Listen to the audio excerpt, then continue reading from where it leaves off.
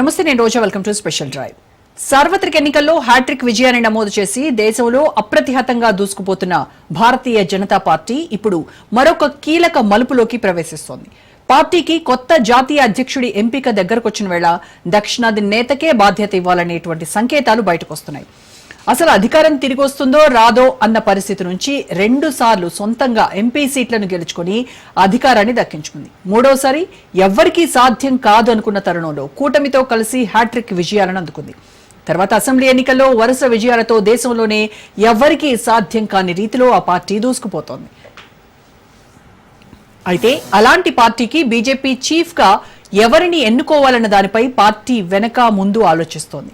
ఓవైపు మోడీ లాంటి కరిష్మా ప్రధాని, జేడీ నడ్డా లాంటి వివాదరహితుడు పార్టీ విజయాలకు కారణమయ్యారు అన్న భావన ఉంది.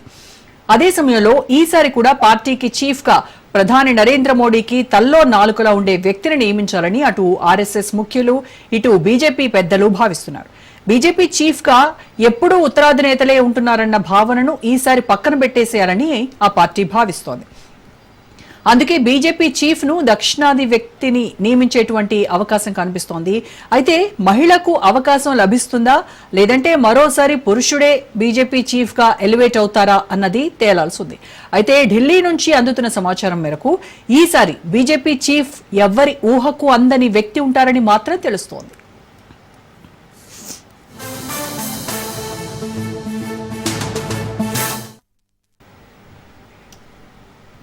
భారతీయ జనతా పార్టీ స్టేట్ అధ్యక్షుల ఎన్నిక పూర్తవడంతో జేపీ నడ్డా స్థానంలో కాషాయ పార్టీ కొత్త జాతీయ అధ్యక్షుడిని ఎన్నుకునే ప్రక్రియను వేగవంతం చేసింది.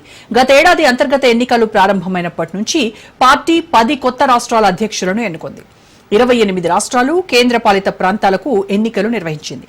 కేంద్ర ఆరోగ్య మంత్రి నడ్డా 2020 నుంచి పార్టీ జాతీయ అధ్యక్ష పదవిని నిర్వహిస్తూ వస్తున్నారు.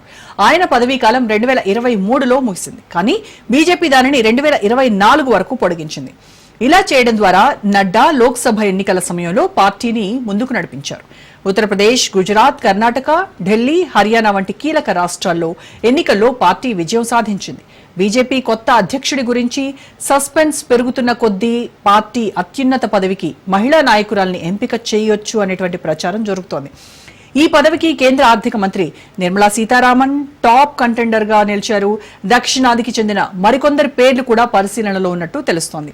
వానతి శ్రీనివాసన్, తమిళిసై సౌందర్యరాజన్తో సహా పలువురు పేర్లు చర్చకొచ్చాయి. స్మృతి ఇరానీ పేరు కూడా పరిశీలనలో ఉన్నట్టు ప్రచారం జరుగుతున్నా ఆమె ఉత్తరాది కావడంతో ఆమెకు అవకాశం అంతంత మాత్రమేనన్న అభిప్రాయం ఉంది.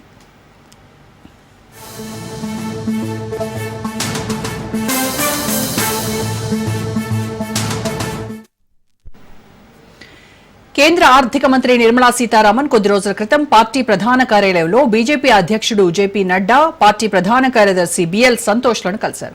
దీంతో నిర్మలా సీతారామన్ కు అవకాశం కన్ఫర్మ్ అంటూ పెద్ద ఎత్తున ప్రచారం జరిగింది. కేబినెట్ మంత్రిగా అనుభవం ఉండటంతో ఆమె పార్టీని పర్ఫెక్ట్ గా నడపగలరు అన్న భావన ఉంది. సీతారామన్ కు దక్షిణాదితో అనుబంధం అడ్వాంటేజ్ అన్నటువంటి ఫీలింగ్ ఉంది. ఇక కాషాయ పార్టీ తొలి మహిళా అధ్యక్షురాలిగా దక్షిణ భారతదేశంలో పార్టీ ఉనికిని బలోపేతం చేయడానికి సహకరించవచ్చు అన్న అభిప్రాయం కూడా ఉంది. పార్టీ జాతీయ అధ్యక్షురాలిగా సీతారామన్ నియోజకవర్గాల పునర్విభజన తర్వాత లోక్సభలో మహిళలకు ప్రతిపాదిత 33% రిజర్వేషన్ల ప్రక్రియను ముందుకు తీసుకెళ్లాల్సి ఉంటుంది.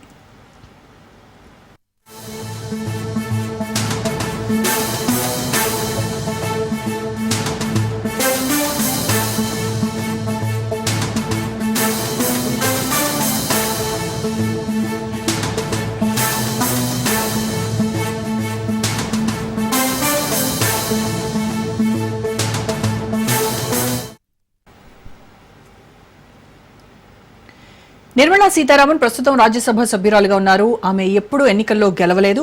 ఆర్థిక మంత్రి కావడానికి ముందు సీతారామన్ దేశ రక్షణ మంత్రిగా వ్యవహరించారు. ప్రధానమంత్రి నరేంద్ర మోడీ నేతృత్వంలోని కేంద్ర మంత్రివర్గంలో బీజేపీ ముఖ్య నేతల్లో ఆమె ఒకరు.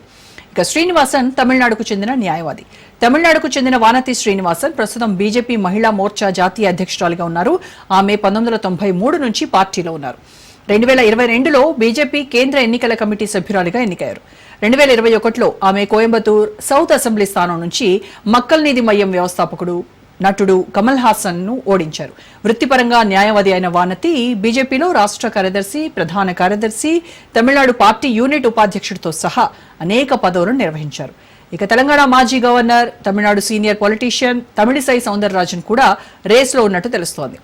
ఆమెకు అటు ప్రధాని మోడీ, ఇటు ఆర్ఎస్ఎస్ పెద్దలతోనూ ర్యాపో ఉంది.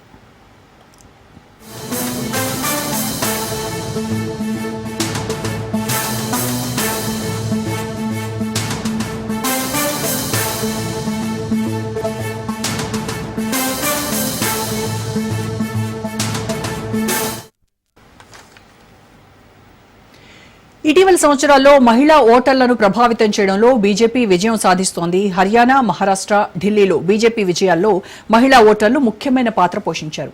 లోక్సభ, రాష్ట్ర శాసనసభల్లో మహిళలకు 33% రిజర్వేషన్లు కోరుతూ మహిళా రిజర్వేషన్ బిల్లును 2023లో పార్లమెంటు ఉభయ సభల్లో ఆమోదించేలా కూడా పార్టీ నిర్ధారించింది. పార్టీ అధ్యక్షురాలిగా మహిళా నియామకం ఓటర్లకు సరైన సందేశాన్ని పంపగలదని భావిస్తున్నారు. బీజేపీకి మహిళా అధ్యక్షురాలిని నియమించాలనేటువంటి ఆలోచనకు రాష్ట్రీయ స్వయం సేవక్ సంఘ్ ఆమోదం తెలిపింది. 2024 లోక్సభ ఎన్నికలకు ముందు అభిప్రాయ భేదాల నడుమ బీజేపీ, ఆర్ఎస్ఎస్ ఒకే మాట మీద నిలబడాలన్న ఆలోచనలో ఉన్నట్టు తెలుస్తోంది. బీజేపీ చీఫ్ రేస్లో ప్రస్తుతం 8 మంది కేంద్ర మంత్రులు, మరో 3 పేర్లు పరిశీలనలో ఉన్నాయి. కేంద్ర మంత్రులు ధర్మేంద్ర ప్రధాన్, మనోహర్ లాల్ ఖట్టర్, భూపేందర్ యాదవ్, శివరాజ్ సింగ్ చౌహాన్, అర్జున్ రామ్ మేఘ్వాల్, ప్రహ్లాద్ జోషి, నితిన్ గడ్కరీ, కిషన్ రెడ్డిలు కాషాయ పార్టీ అధ్యక్ష రేసులో ఉన్నారు. ఇక మహిళా లిస్టులో చూస్తే కేంద్ర మంత్రి నిర్మలా సీతారామన్, తమిళనాడు బీజేపీ నేత వానతి శ్రీనివాసన్, తెలంగాణ మాజీ గవర్నర్ తమిళిసైతో సహా పలువురు పేర్లు వినిపిస్తున్నాయి. జూలై 21 నుంచి ఆగస్టు 12 వరకు జరగనున్నటువంటి వర్షాకాల సమావేశాలు ప్రారంభమయ్యే ముందు కొత్త పార్టీ అధ్యక్షుడిని ఎన్నుకోవడం ఖాయమని పార్టీ